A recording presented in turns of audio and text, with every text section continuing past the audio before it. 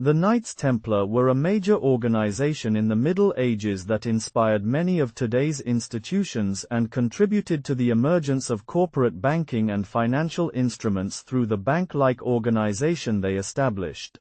In this video we will learn about this organization and its contributions to banking as detailed in our book A History of Banks. If you want to learn more about financial history, please subscribe to my YouTube channel. In 1314, in Paris, during the execution of Jacques de Molay, Grand Master of the Knights Templar, who was burned alive, the events that took place were quite impressive. As he was being burned at the stake, he maintained his innocence and devotion to God, loudly cursed those who had accused him, and declared that God knew how wrong this trial was, thereby acknowledging that a sin had been committed. Molay also made a prophecy. Soon, a disaster will befall those who have condemned us to death. Interestingly, Pope Clement V died a month later, and King Philip IV died in a hunting accident before the year was out. With this execution, the Knights Templar, the largest military and financial organization of the Middle Ages, ended. Let us go back 250 years and see how this organization became an international trade and financial power, becoming the target of kings and popes. From the 3rd to the 11th century, the Church's ban on interest was highly effective, and no significant institutional structure emerged in Europe beyond individual money exchange or clandestine usury activities. However, the onset of the Crusades brought tremendous changes to Europe and the Middle East, increasing the need for banking services. Between 1096 and 1291, 8 major crusades were launched. This void was filled by an organization no one had anticipated, the Knights Templar. The Crusades were the largest and most comprehensive military campaigns of the Middle Ages. The Crusades were a series of wars with significant cultural, sociological, and economic consequences. The Crusades began in 1099 with the Christian army's capture of Jerusalem from the Muslims. As a result, pilgrimage groups from all over Western Europe began to visit the Holy Land. However, reaching the Middle East from Europe at that time was not easy. The routes passed through bandit groups and lands inhabited by Muslim countries and peoples. As a result, a series of problems arose regarding the safety and well-being of Christian pilgrims during this period. The Knights Templar order was founded in 1118 by the French knight Hugues de Payan to protect pilgrims wishing to visit Jerusalem during the Crusades. As a religious order, the Knights Templar received the support of the Pope. The order's headquarters were at the Temple of Solomon in Jerusalem. They played essential roles in logistics, trade, and warfare during the Crusades. Each left its mark on history with its unique characteristics. However, the Knights Templar established the first bank-like institutional organization. The Knights Templars' most essential lands were in France, which the French king granted them. They also established a network of lands and properties extending across various regions of Europe.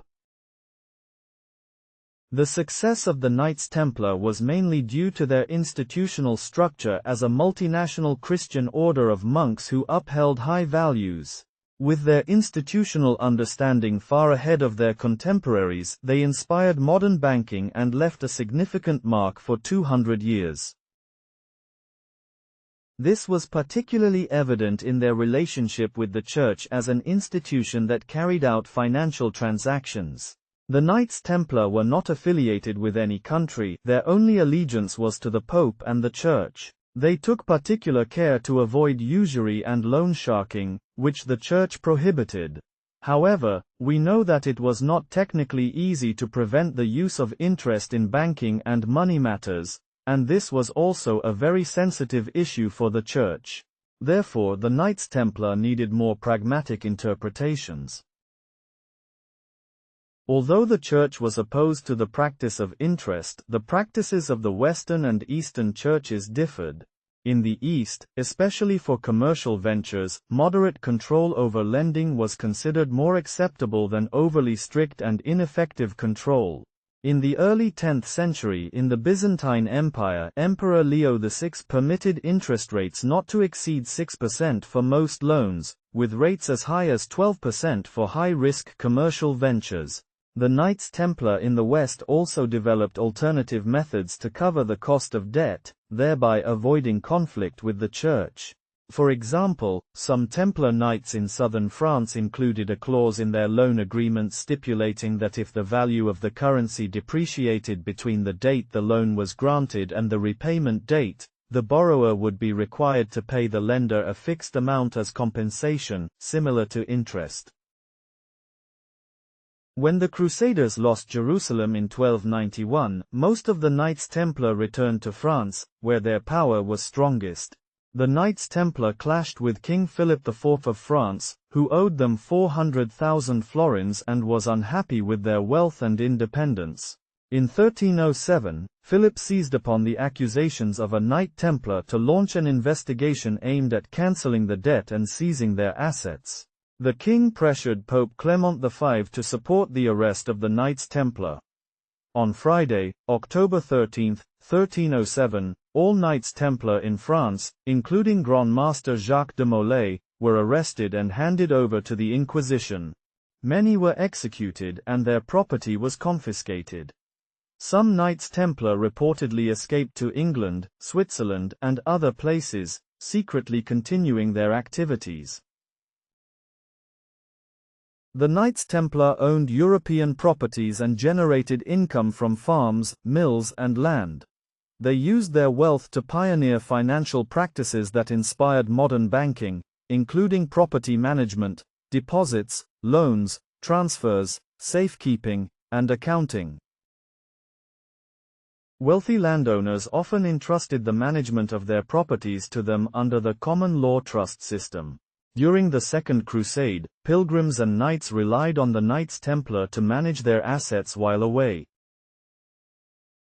Unlike other religious orders, the Knights Templar institutionalized lending. Lending to the clergy and the needy was part of their mission.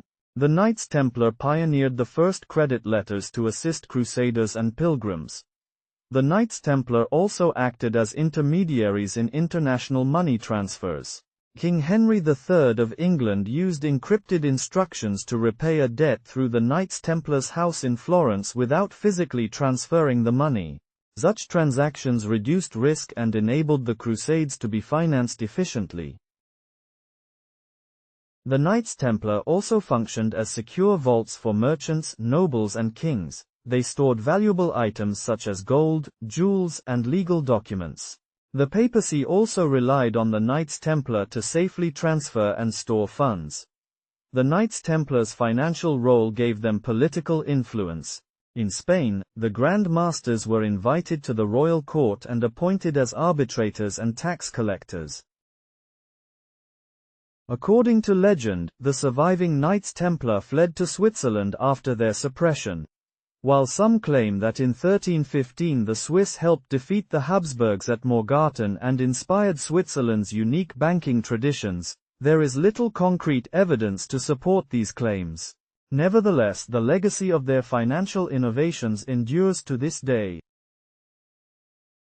As a result, the Knights Templar, the subject of mystery and stories since the Middle Ages, has inspired many institutions and organizations throughout history, and has been the subject of various novels and films in modern times. Undoubtedly, the most essential services of the Templars in terms of economics and finance were their contributions to the development of banking activities. They created an exemplary organizational model by establishing the institutional framework for developing banking services. You can find more information in A History of Banks. Enjoy your reading and don't forget to like, comment, and subscribe.